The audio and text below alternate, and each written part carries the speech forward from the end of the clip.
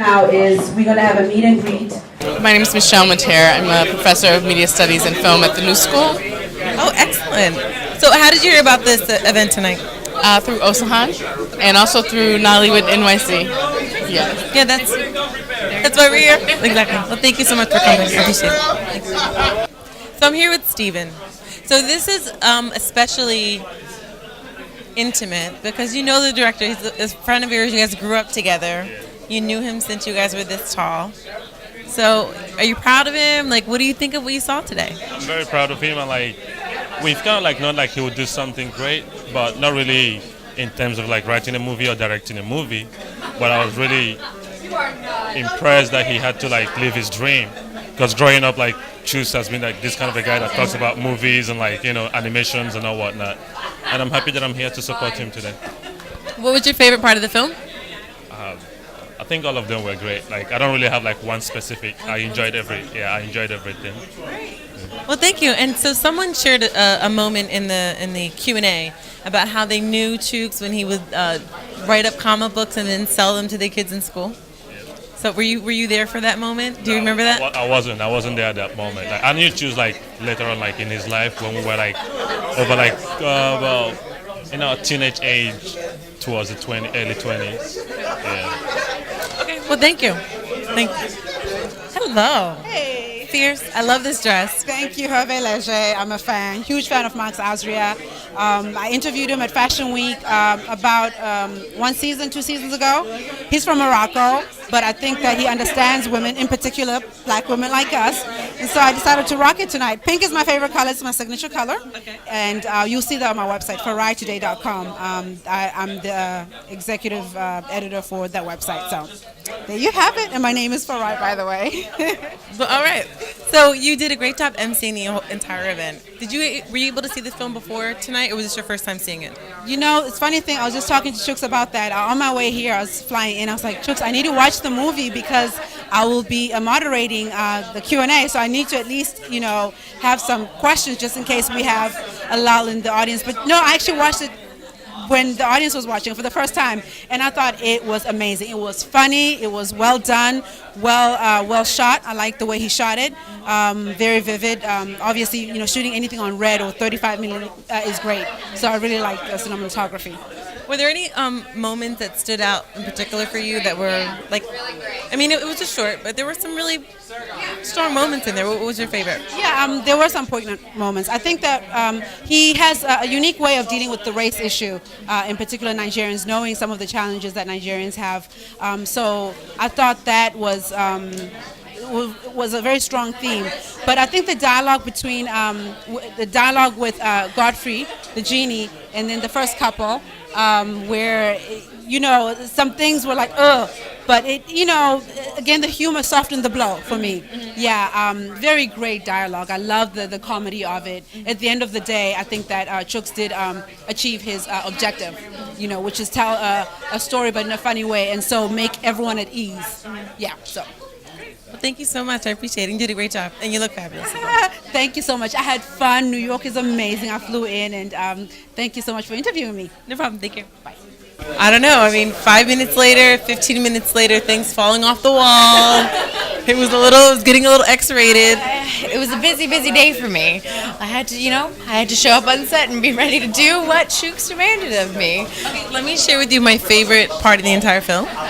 Was when your husband is sitting at the kitchen table and you're upstairs with the Genie, and you guys are like, oh, you guys are doing like this, like. I was so worried that people wouldn't actually hear what we were saying. When we filming those sound bites it was probably one of the funniest moments on set for me, because it was Chooks is so sweet and so kind and directing us in how we're supposed to be building the moments, and it was just hilarious. And having Godfrey, you can't help but laugh. So it was a great time. That's great. And so was there anything that you had to do to prepare for the role? Because you see yourself now on film, you see how they edited, they spliced. Lou mentioned earlier that the scene where you guys are standing in the living room, you actually shot 8 different ways. Yeah. So how did you feel about the final outcome?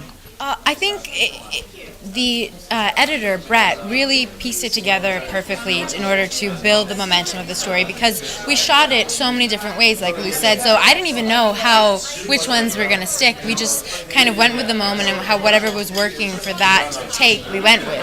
And Shoes would give us advice as to, I like this part, maybe don't use this part, and you just kind of went with the flow. There wasn't a whole lot of premeditated comedy, which was great, but also you don't know how it's going to turn out in the end. So thankfully, and because we have such a very talented group, it turned out very well, I think. Is there anything you want to say to Shoots? You rock, and I love you. Thank you so much. Thank you so much. Good night. So I have a lot of questions. First of all, congratulations on a great short. For me, all I could think about was the aftermath. You know, I wanted to know, like, what was running through the girl's mind when she was jogging on her way home. I wanted to know what the car ride was like on the way home for the couple. I wanted to know how many other people he had done this to. Were you, I mean, where do I start? I mean, how do you think about the film? How did you think about the audience's reaction when they were laughing? Because they were laughing really hard. To be honest with you, this is the audience that responded the most comedically to it, and maybe partly the reason is partly because it's mostly Africans, and you know, everybody gets the jokes, but Africans live it and they can relate to it. Like when the woman says, "Oh, they're terrorists, they're Nigerians." It's a special kind of laughter, because you know you can have someone call you a terrorist tomorrow, but it's funny, but.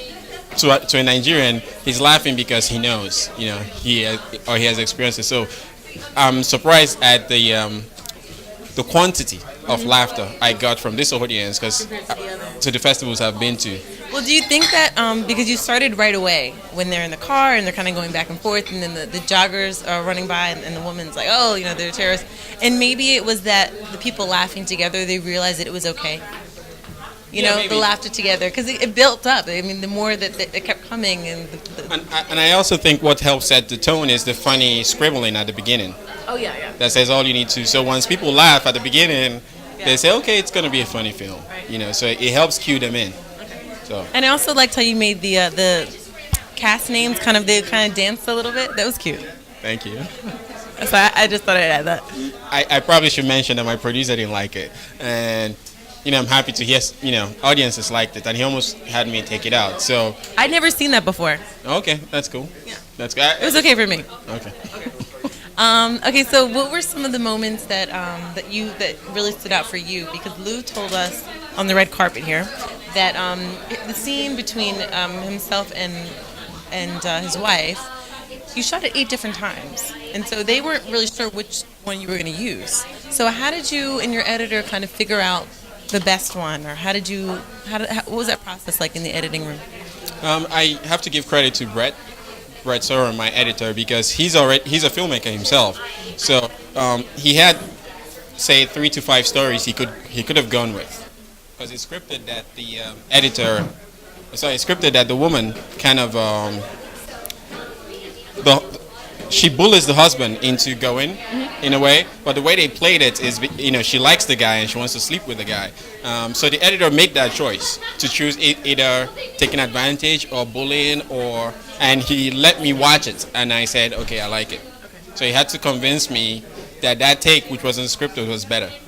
So did you know before? I mean, because a short could be anywhere from like 8 to 25 minutes, right? Did you know that it was going to be 16 minutes? Did you know? Because it was just right. Thank you. On average, a page of screenplay equals to a minute of screen time. So I initially wrote 7 pages. That was what Godfrey responded to and liked. But everybody felt it was too short because it was going to be 7 minutes. So I wrote 10 pages. Then with credits, it's going to be 13. Then with the improv, they added 2 minutes to it, so it's now 15. Then we now did the additional ending, and that's what took it to 17.